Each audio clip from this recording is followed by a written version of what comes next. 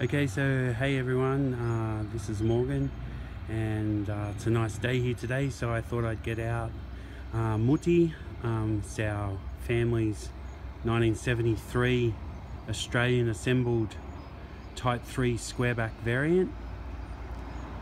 It's been in our family from new. My mother drove it off the showroom floor new in July 1973. And it's been in our family ever since. It has undergone a couple of restorations over its year, a minor one in the 1990s, and then a more substantial one from 2011 until 2015. The car is wholly stock original. I've tried to keep the car as it was as I was a kid growing up. My brother and I grew up in the back seat of this car, so I've tried to maintain its original integrity, so it's all original, with a lot of its original interior, original seats, all its original exterior body work, with chrome and everything all redone. So I'll show you each part of the car. I just thought I'd do this because I know there's not a lot of stuff on YouTube about Type 3s, a little bit but not a lot, and even less about the long nose Type 3s, which were manufactured in the period 1970 through to 73.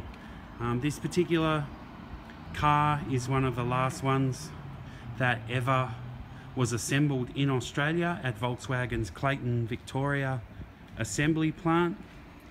They did previously manufacture there during the 1960s, but by the 1970s they were only assembling cars.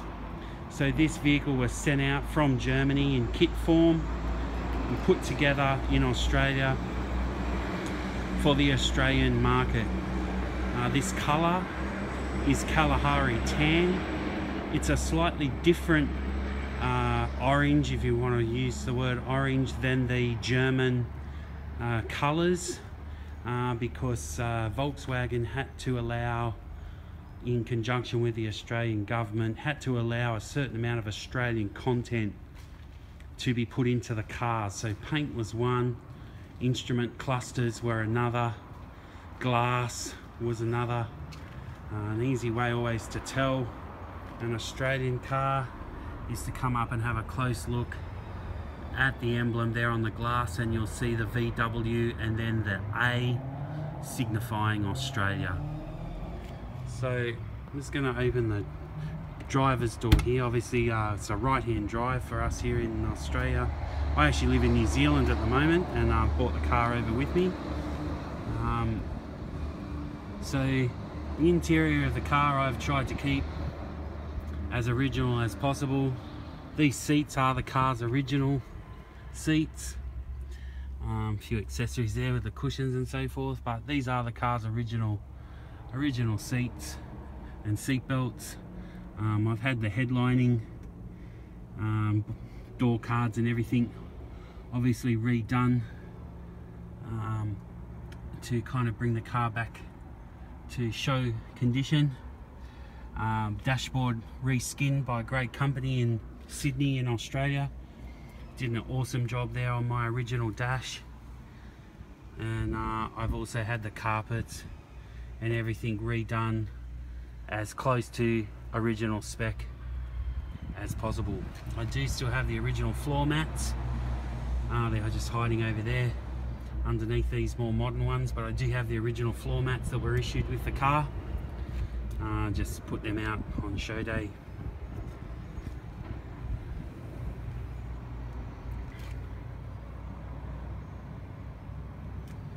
So I'll open the front boot and show you a look in there.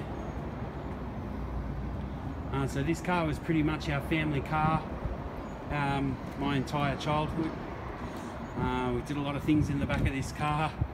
We used to go and pick up sheep and feed for our animals during the droughts, and this car was used a lot to pull other vehicles out of bogs because of the power, the good torque that the twin port 1600s had. I'm just going to open the passenger door here and just open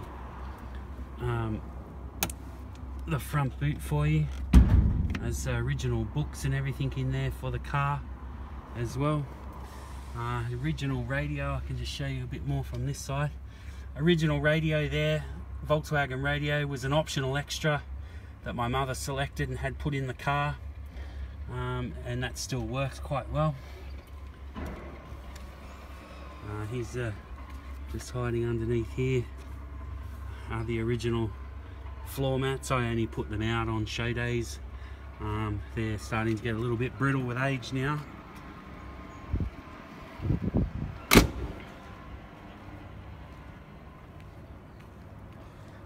So just going to have a look in the front boot here. So front boot, spare tyre there, your wiper washer obviously hooked up to the spare tyre, original jack for the car, the car's original toolkit, everything there, and the original interior here in the front of the car.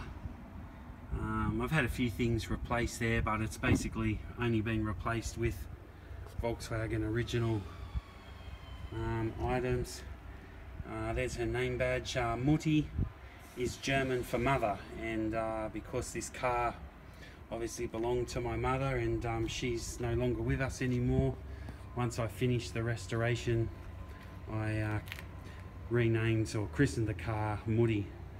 GKW 405 is the original license plate number that was issued to the car in 1973, and it only ever had that number on it its entire life, and I still have those plates in Australia, and while I'm over here in New Zealand, the car, I was lucky enough to get the same plate sequence here. So the car's always only ever been on GKW 405 registration plates. So I just recently put the white wall tyres onto the vehicle. They were sold with white wall tyres off the showroom floor new. I've just managed to get some new ones and had them put back on the car. So I'm just going to open the rear tailgate now and show you the engine bay, and you have a look at the 1600 twin port engine.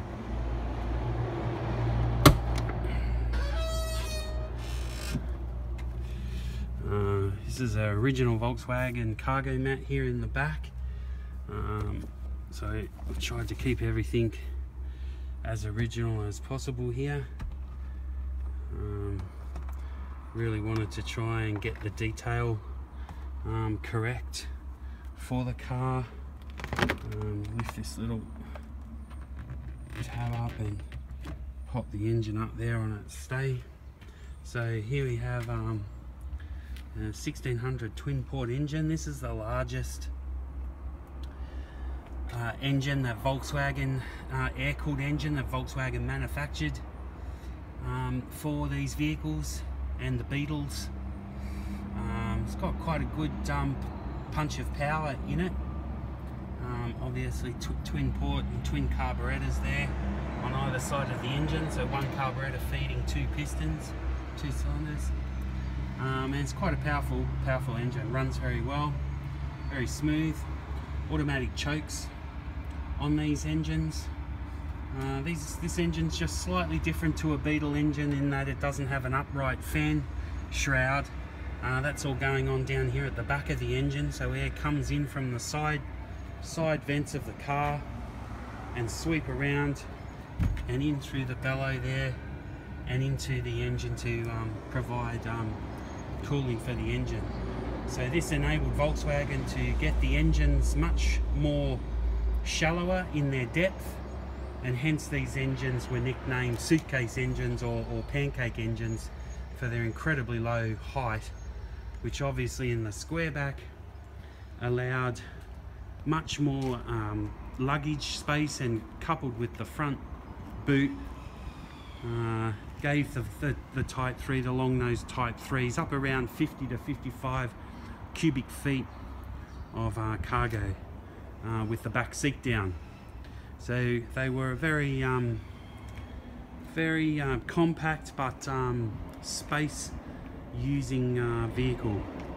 A lot of technology went into these cars in this period, including independent rear suspension, crumple zones here at the front, quite heavy accident support bar. You can just see it down there behind the bumper bar. All round warning hazard lights, headlamp off when the key was off if you accidentally let your headlights on. So lots of things in these vehicles that made them, especially in the Australian market, really quite advanced compared to what the Australian market was producing at the time. I had my first car, it was a 76 Holden Kingswood, manufactured in Australia. Certainly never had automatic chokes, never had hazard lights. Lots of things that this car had 3 years older than my 76 Holden Kingswood. Anyway, I hope you've enjoyed a look around our family's 1973 Type 3 Squareback. Just going to make sure she's all ready. We're off to another show this weekend. Feel free to post any comments or any questions. I'll be happy to answer anything that I can. Thanks for your time.